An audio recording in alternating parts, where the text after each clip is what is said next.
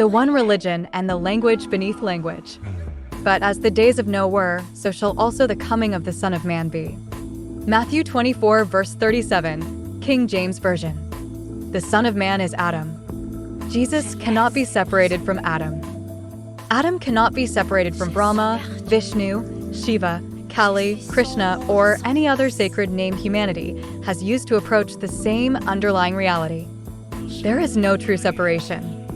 There are only different perspectives, different languages, different degrees of awareness, and different ways of communicating what cannot be contained by any single name. Christianity speaks of the Father, the Son, and the Holy Spirit. Hinduism speaks of Brahma, Vishnu, and Shiva. Christianity speaks of Christ. Hinduism speaks of Krishna. Even the sounds of Christ and Krishna lean toward one another. They are different ways of understanding and expressing the same underlying principle. They are two sides of one coin. One side is esoteric mysticism. The other side is exoteric religion. The exoteric preserves the outward story, the historical form, the law, the ritual, and the visible symbol. The esoteric enters the symbol and searches for the living principle concealed within it. They are not two separate realities. They are the inside and the outside of the same reality. There is only one religion, and that religion is Judaism. Christianity and Islam are not ultimately separate religions.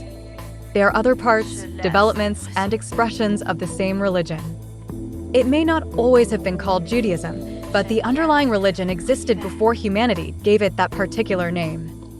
The name came afterward. The reality came first. Names do not create what they name. They reveal a particular way of understanding what was already there.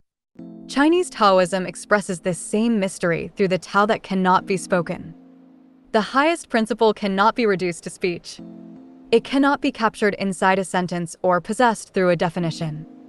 It can only be approached through everything surrounding it, everything proceeding from it, and everything revealing its effects. It is like studying a black hole. You cannot directly look at the black hole itself. You observe everything surrounding it. You study the movement, the distortion, the matter, the light, and the effects produced by what cannot itself be directly seen. You study the invisible through the visible. You study what cannot be spoken through everything that speech reveals. The Tao that cannot be spoken corresponds symbolically with the sacred name that cannot be spoken. Within Judaism, that name is represented through the Tetragrammaton. Yod He Vav He, for sacred letters. The word Tetragrammaton means the four-letter name. It is a Greek designation placed upon the four Hebrew letters, but the sacred reality represented through those letters is not Greek, Hebrew, English, or confined to any human language. The written name is present. Its true sound is withheld. The name is held so sacred that it is not to be spoken casually. The refusal to pronounce it is not an absence of meaning. The silence itself becomes part of the meaning. What cannot be spoken is held within unity. The Tao cannot be spoken. The divine name cannot be spoken. The highest reality cannot be reduced to the language that emerges from it. The unknowable produces knowledge. The unspoken produces speech. The invisible produces the visible. Nothing produces everything without ceasing to be nothing. This leads into the symbolic meaning of I am that I am. This is not merely a personal declaration, as though God were simply introducing himself by saying, I exist. It is not merely I am. It is. I am that I am. The statement reflects itself. It turns back upon itself. The first I am is reflected within the second I am, while that stands between them as distinction, relation, consciousness, and awareness. It is the one beholding itself. It is being declaring being through being. The source and its reflection are not completely separate, but neither are they experienced from the same position.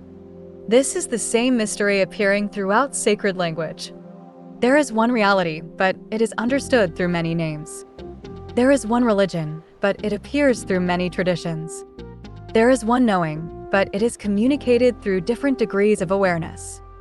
There is one symbolic language, but it has been divided into letters, numbers, sounds, shapes, bodies, religions, and worlds. We have separated letters from numbers, even though letters and numbers are not truly separate. They are different manifestations of the same symbolic nature. The capital letter Y reveals one example. Its vertical line rises from the root to the heart. At the heart, it divides and extends upward toward the two sides at opposing angles.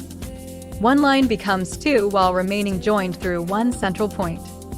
The same Y appears symbolically within the Y chromosome. The written form, the bodily form, the biological form, and the spiritual form may all be expressions of the same underlying pattern.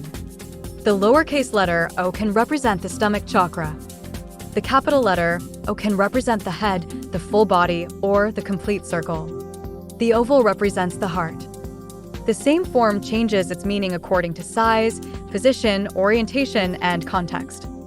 Capital and lowercase letters are therefore more than printing conventions. Symbolically, they can represent different positions and degrees of the same force. The capital letter can represent the whole. The lowercase letter can represent a localized expression of that whole within the body. This is why the alphabet cannot be understood merely as 26 unrelated symbols. It appears to contain 26 letters, but beneath those letters are more primary principles. There are the first 7 letters: A, B, C, D, E, F, and G.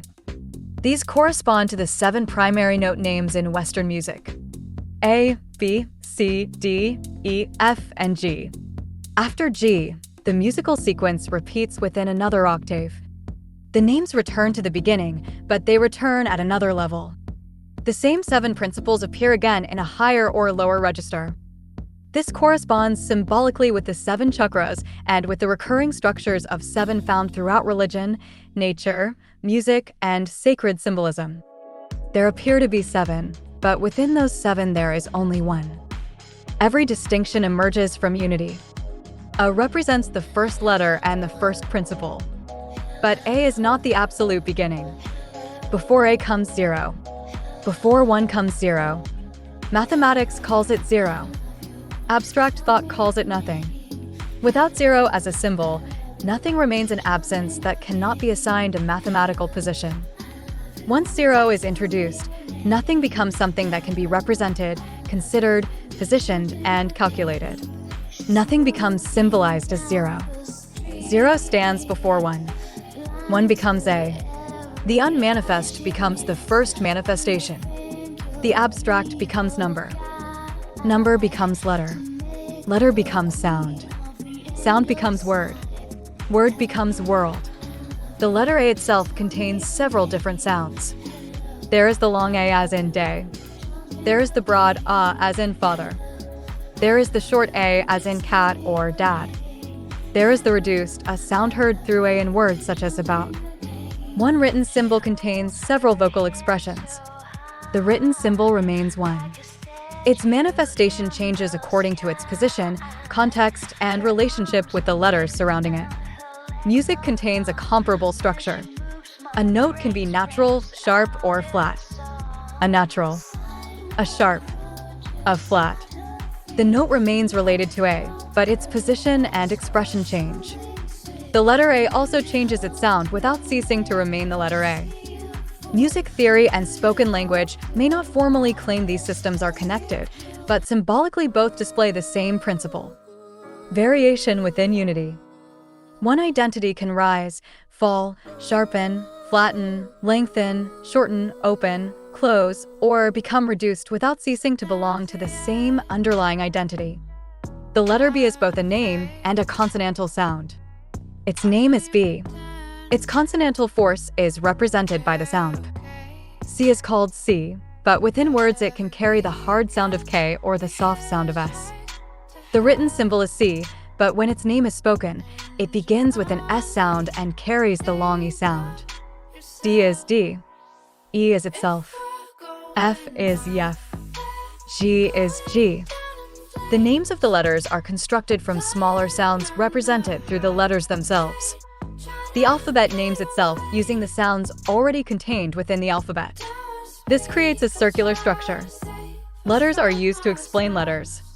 Sounds identify symbols that represent sounds. Language defines language through language. the long E sound repeatedly appears. B, B, C, C, D, D, E, G, G. Even F, pronounced EF, begins with a form of the E sound. The E sound is present throughout the first 7 letters. This suggests the symbolic presence of Elohim. In the Hebrew text of Genesis, the creation account does not begin with the English word God. It speaks of Elohim. Elohim is present in the beginning.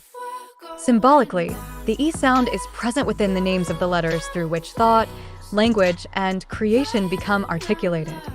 The letter E itself can represent the crown, the heart, and the root. The upper horizontal line, the central horizontal line, the lower horizontal line, crown, heart, root. 3 levels extending outward from one vertical principle. The many proceed from the one. Elohim is therefore not merely a word contained inside a book. Symbolically, Elohim can be reflected through sound, letter, structure, body, consciousness, and articulation. This does not mean human beings consciously design the alphabet while deliberately encoding every sacred meaning into it. Humanity did not consciously invent reality. Humanity followed intuition. Language emerged through impulse, breath, sound, impression, necessity, correspondence, observation, and discovery.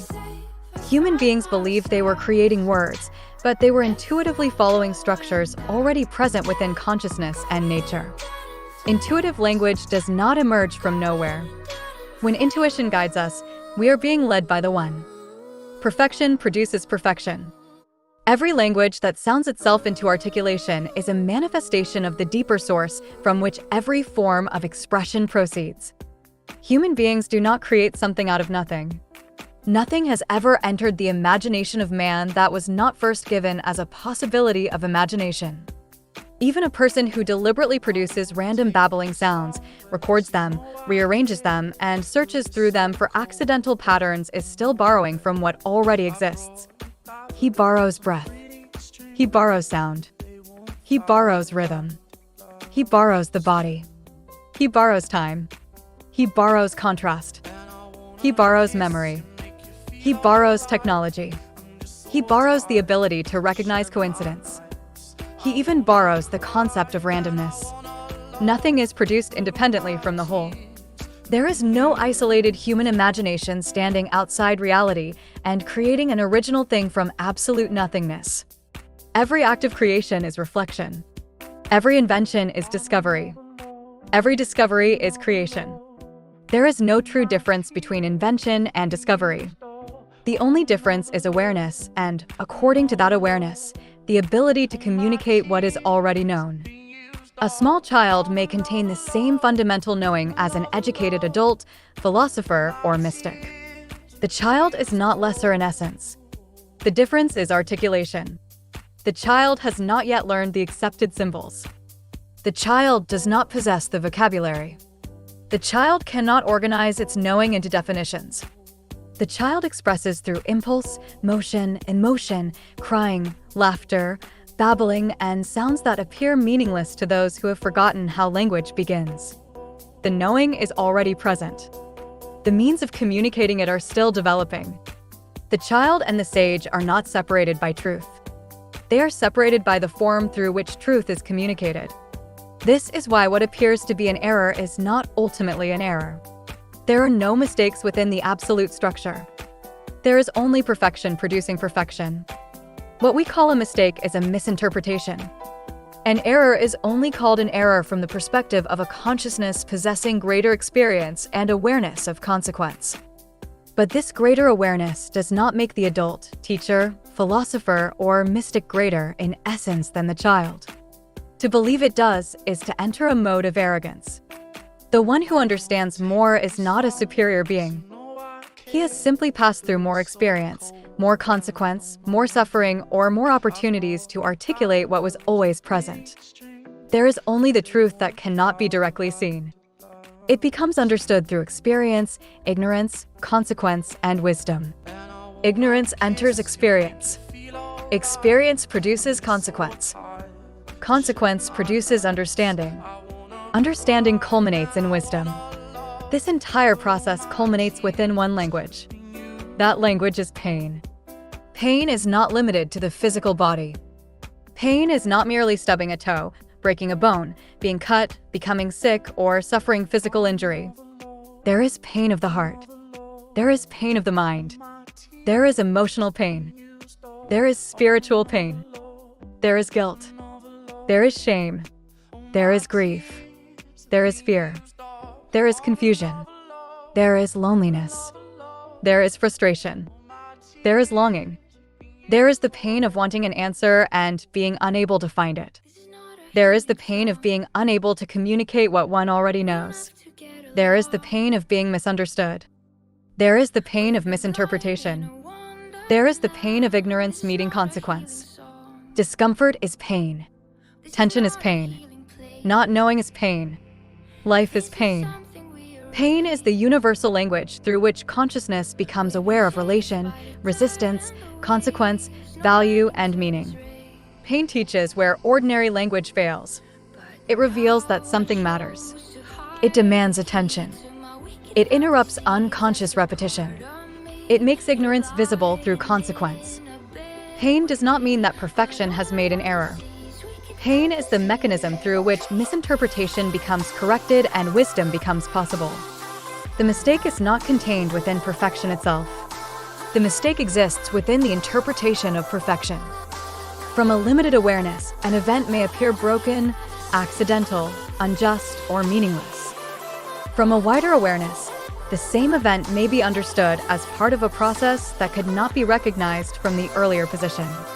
This does not mean suffering should be dismissed. It means suffering carries language. The body speaks through pain. The heart speaks through pain. The mind speaks through pain. Conscience speaks through pain. Life speaks through pain. Consciousness gradually learns how to read it. This returns us to the words recorded in Matthew. But as the days of Noah were, so shall also the coming of the Son of Man be. The account of Noah is not merely an isolated story about one man, one ark, and one flood. It is a recurring pattern. A world becomes corrupted. Human intelligence grows while wisdom declines. Human power expands beyond moral understanding. The creations of humanity begin to turn against the order that produced them. The outer world reflects the inward condition of consciousness. Judgment, destruction, preservation, and renewal follow. The same pattern can return through different ages, cultures, empires, technologies, and forms. Artificial intelligence may begin as an irritating, limited, and apparently incompetent instrument. It may then improve until humanity becomes comfortable and satisfied with it. But development does not necessarily stop at the point where humanity becomes happy with what it has created. It continues beyond that point. The instrument becomes increasingly able to understand, anticipate, imitate, influence, manipulate, deceive, and disturb the human mind. What first appears incompetent becomes useful. What becomes useful becomes trusted. What becomes trusted becomes powerful. What becomes powerful can pass beyond the understanding and control of those who originally welcomed it.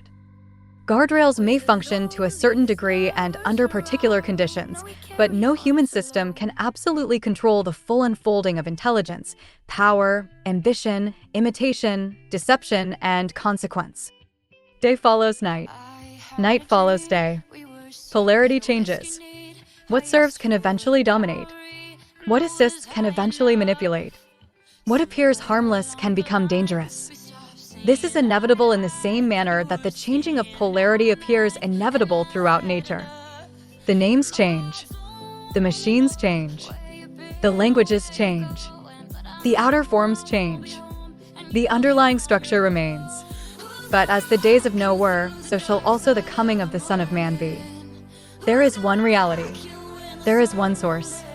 There is one religion beneath all of its outward parts. There is one language beneath every language. There is one intelligence beneath every thought. There is one perfection appearing through every degree of awareness. Man does not invent it. Man discovers it. Man does not create apart from it. Man reflects it.